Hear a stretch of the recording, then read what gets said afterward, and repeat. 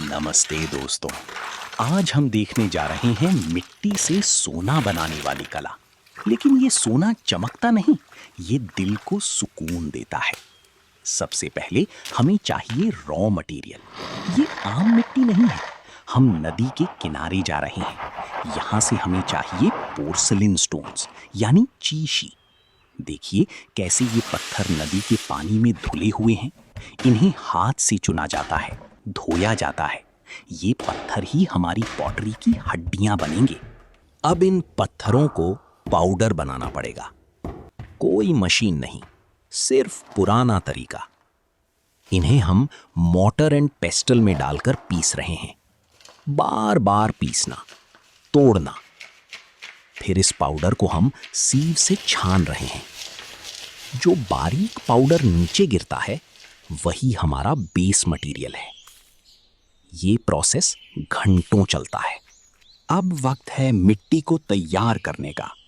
इस stone powder को हम मिट्टी के साथ मिक्स करते हैं। और अब शुरू होती है सबसे मुश्किल मेहनत, रिफाइनिंग द मड, यानी लियानी। पॉटर अपने पैरों से इस मिट्टी को गूंद रहा है। पैरों की ताकत से ही मिट्टी के सारे एयर बबल्स निकलते हैं और ये स्मूथ होती है। फिर इस मिट्टी को हम एक क्लॉथ बैग में डालकर पेड़ पर लटका देते हैं। इसे फर्मेंटेशन कहते हैं।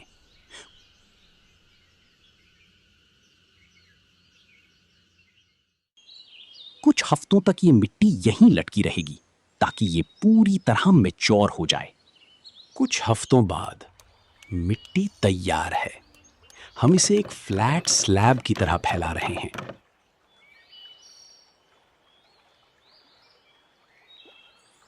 अब हमें इसका शेप देना है। देखिए, ये कोई गोल बोल नहीं बन रहा, ये एक फ्लावर शेप ट्रे बन रही है। वो पेंसिल से आउटलाइन बना रहे हैं और फिर नाइफ से काट रहे हैं।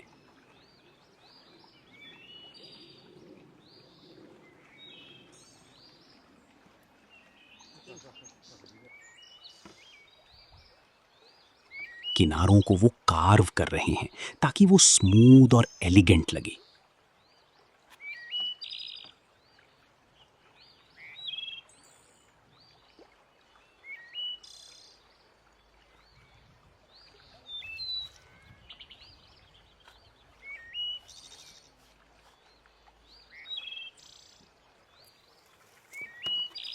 अब इसे यिन गान यानी शेड में ड्राई होने के लिए रखा जाता है। डायरेक्ट धूप नहीं, स्लो ड्राइंग।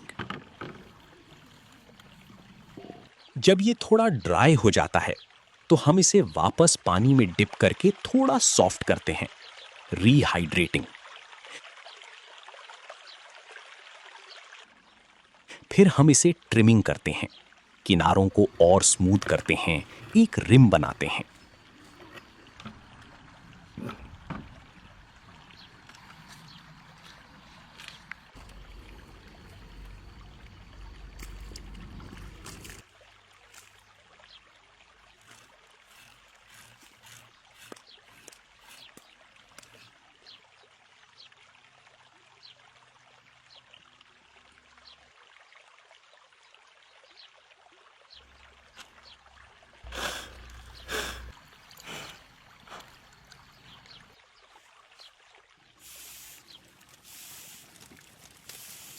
अब वक्त है पहली आग का।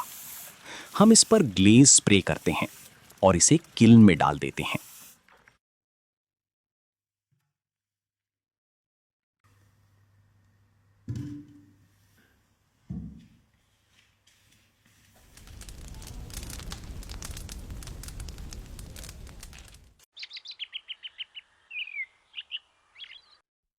कुछ दिन बाद किल्न खुलता है। देखिए, वो अब एक सख्त वाइट पोर्सिलेन स्लैब बन चुकी है। ये हमारा कैनवस है। लेकिन अभी ये प्लेन वाइट है। इस पर रंग चढ़ाने के लिए हमें चाहिए स्पेशल पिगमेंट।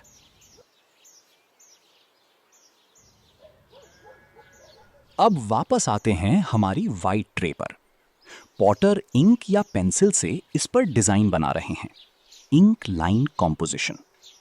वो बना रहे हैं फ्रूट्स और फ्लावर्स, अनार, अंगूर, आम। हम वापस नदी पर जा रहे हैं। इस बार हम ढूंढ रहे हैं क्रिस्टल स्टोन्स, यानी क्वार्ट्स।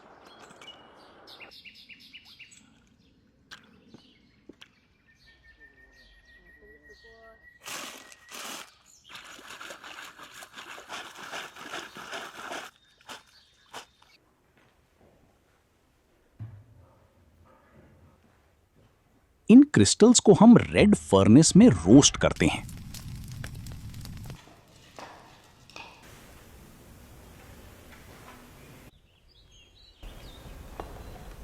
फिर हम इसमें सॉल्ट पीटर यानी शोरा पाउडर मिक्स करते हैं।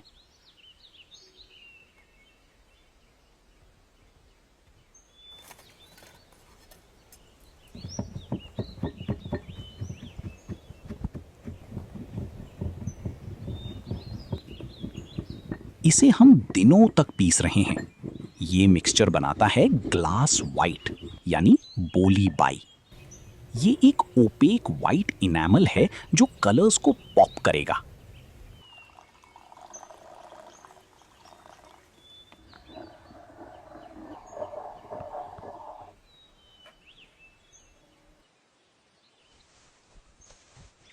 फिर वो पॉट ऐश यानी काले राख को सरफेस पर रगड़ रहे हैं।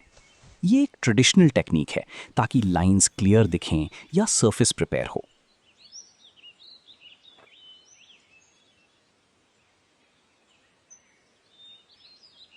अब आता है सबसे important step, filling glass white. हमने जो वाइट पिगमेंट बनाया था उसे हम डिजाइन के अंदर फिल कर रहे हैं। ये डिजाइन को थोड़ा रेज्ड, ऊपर उठा हुआ बना देगा। जब लाइट पड़ेगी तो ये 3D लगेगा।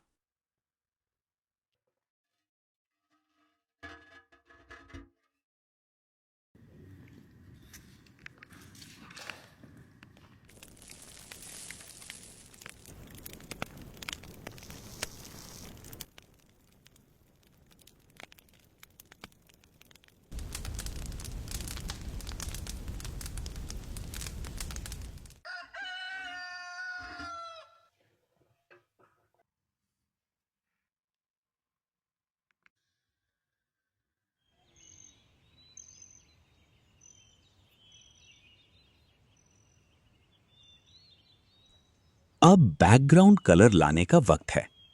हम डिजाइन के ऊपर एक स्पेशल ग्लू या रेजिस्ट लगाते हैं। फिर हम ब्लोइंग ग्लेज टेक्निक यूज करते हैं। हम पर्पल रंग की ग्लेज को स्प्रे करते हैं पूरी ट्रे पर। जब ये ड्राई हो जाता है तो हम वो ग्लू पील कर देते हैं। जहां ग्लू था वहां से पर्पल ग्लेज हट जाएगी।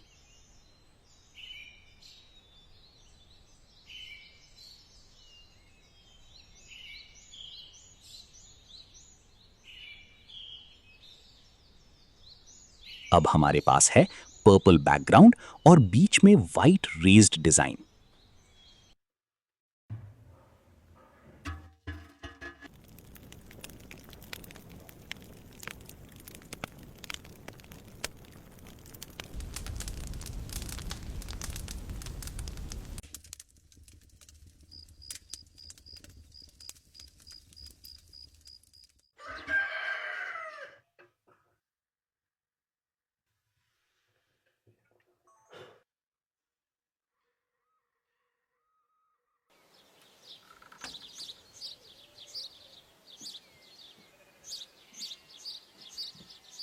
अब वक्त है रंग भरने का। फिलिंग कलर्स, तियान चाय। हम ग्लास वाइट के ऊपर कलर्स पेंट करते हैं। क्योंकि नीचे वाइट बेस है, ये कलर्स बिल्कुल जूअल जैसे चमकेंगी। ये टेक्निक फमील रोज या फेंचाई कहलाता है। वो अनार को लाल कर रहे हैं, पत्तों को हरा, अंगूर को जामुनी। डिजाइन पूरी तरह बन गया है। अब इसे परमानेंट बनाने के लिए फाइनल फायरिंग चाहिए। Third red furnace firing. इसे वापस किल्न में डाला जाता है। आग का टेम्परेचर बहुत प्रिसाइज होना चाहिए ताकि कलर्स जल ना जाएं, बस मेल्ट होकर ग्लास बन जाएं।